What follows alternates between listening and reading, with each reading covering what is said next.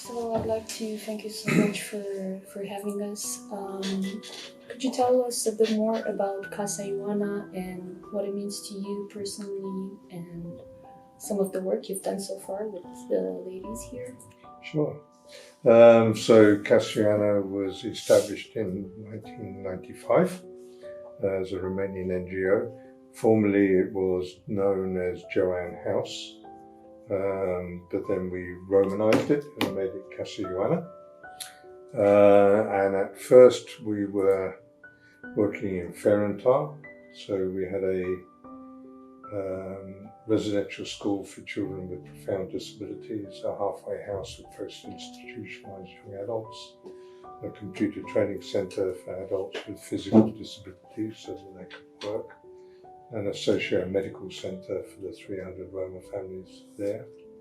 But in 1997, the mayor for Bucharest asked me to open the country's first night shelter for homeless people, since between the two world wars. I was very reluctant in the sense of I'd never had any experience of working with homeless people at all, let alone know what a night shelter was. But he kind of insisted, and we went for it. And so at that time, although we had no information on what a night shelter looked like or how it was going to run, because Google was still in its infancy, we couldn't say, Google what's a night shelter. But so we sat down with about 20 homeless people, men, that we'd found hanging around the Garden Nord area. And we met regularly, and eventually we, between all of us, designed a night shelter and opened it up in the winter of 97, 98. Prince Charles, King Charles as he is now, came and visited it. We've had many VIPs, the King and Queen of Romania visited as well. So yeah, it was completely different to anything else I'd done before. And we started off just basically being a night shelter, just meeting their needs, but not doing much more. And I wanted to change that. So I employed 2 social workers directly from university and gave them a new vision. And it was a very participatory approach with the guys we were working with. And it was all about getting them back on their feet, back into jobs and back into accommodation. And we were very successful. And so as the demography of homelessness changed, so did we. So we then had an explosion of older people becoming homeless because they were being tricked out of their apartments. They thought they were signing a selling agreement, it was a rental agreement. And then more and more women became homeless. And then in about 2005, we also noticed that there are many single parent families, women-led, who were coming to us for a place. Where they had been to the local authority had said, yes, we can provide the adult with shelter, but it's conditional on the children going into local authority care. And that's when we said, you can't split a family when it's at its most vulnerable. So we then took the plunge and went in and concentrated on family homelessness. So yeah, it was a big step because it involved a lot more support than we had previously provided. But it worked in the sense of we were able to keep families together, particularly when they were most vulnerable.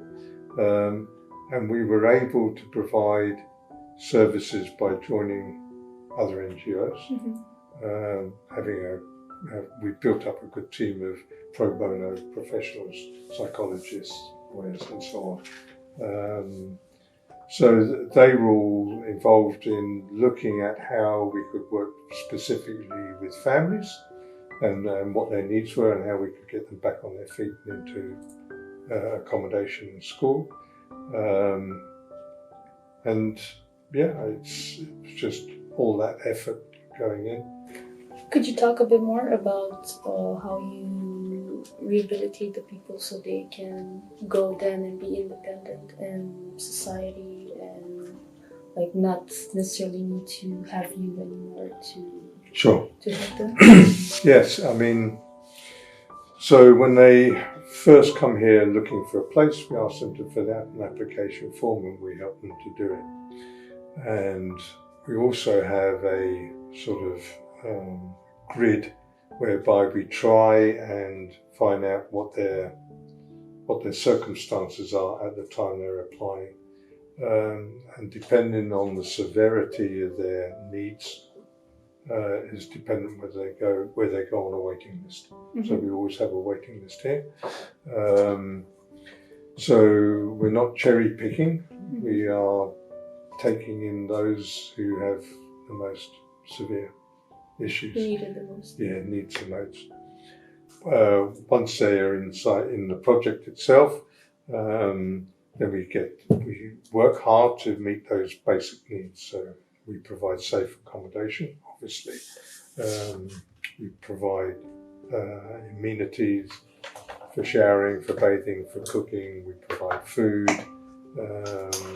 So that's all the basic things. And then once they've settled in, then we start working with them. The social worker starts working with them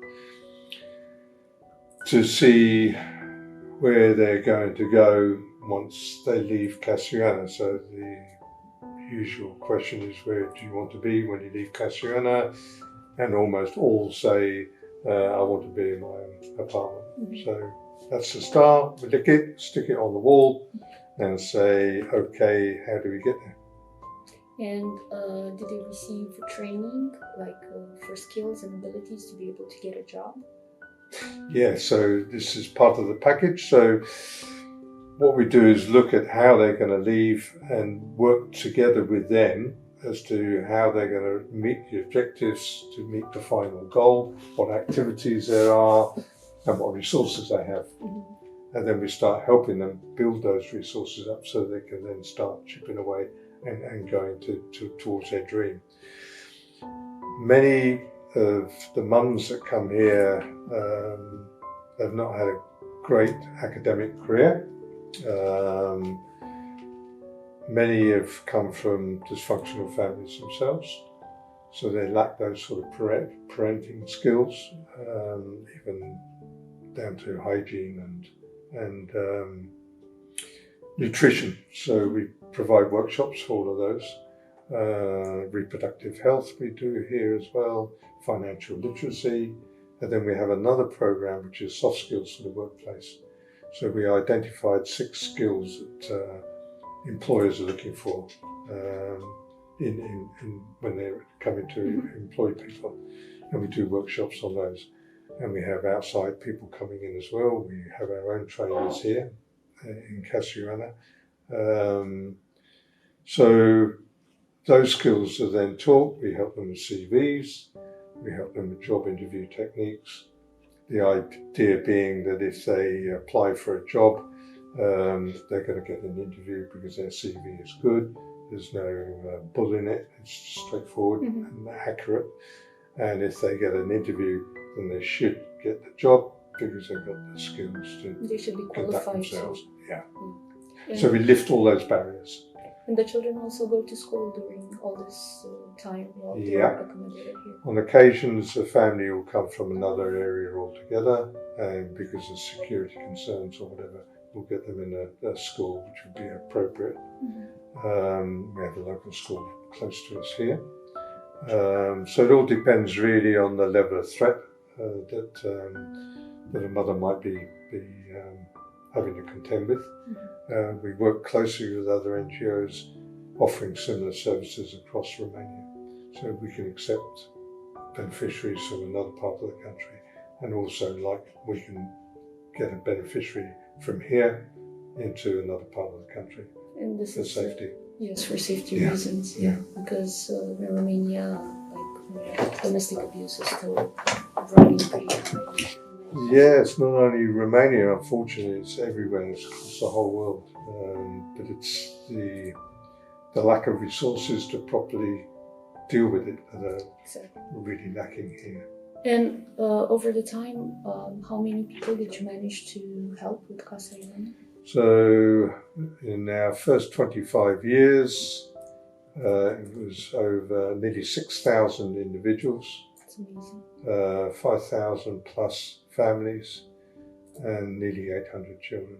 And then once they leave here, do you still keep in touch with them and check on them and see if like everything is going according to plan? Yeah. Their life? So generally, when they leave here, they've reached a stage where they are very happy and independent. So they go off and lead their own lives. Many come back to say hi and tell us an update of where they're going. In fact, I visited a woman who was here for quite a while, and she's just renovated a small area to make it into her home, and she's made a very, very good job as well. So it was delightful to go and visit somebody in their own place. But yeah, it's we have an amazing success rate. So 85% of our beneficiaries year on year go on to make it being independent and living on their own. So really, it's for us. It's kids into school, mums into work, and then families into accommodation. So one of the things we do here, that the only way out of poverty is employment. So we concentrate a heck of a lot on getting them employed. So that's the first step. So within a few weeks they are in work. We help them get work and they're in work. And then whilst they're with us, we try and get them to raise their job expectations to try and do something which would pay a little bit better and would be more probably valued as looking at the work that they were doing. So we encourage all of that as well. We have psychologists who work individually and in groups. We have a lawyer, so we get protection orders against the perpetrators. And we have a very successful rate of divorce as well. So whilst they're with us, we encourage them. And divorce in this case is a good thing. Sure. Yeah. That's right. And how many people do you currently shelter here? So we can shelter 9 families and up to 22 children. But I think at the moment we've got 23 mums and children. So yeah, combined. And what do you think are the current needs of the shelter right now? Well, we recently had to refurbish the whole shelter in order to comply with new minimum standards. So we spent more than 100,000 euros on that. We have another shelter in Bucharest, Noi, which we need to also renovate. We raised 60,000 euros towards that renovation, so we're still looking for more. But our budget here is around about 150,000 euros a year. The Ministry of Labour give us a subvention, which was really worth very little for the first few years, but now has increased a great deal. So they now fund a quarter of our funding needs. So that's a big step and a big help.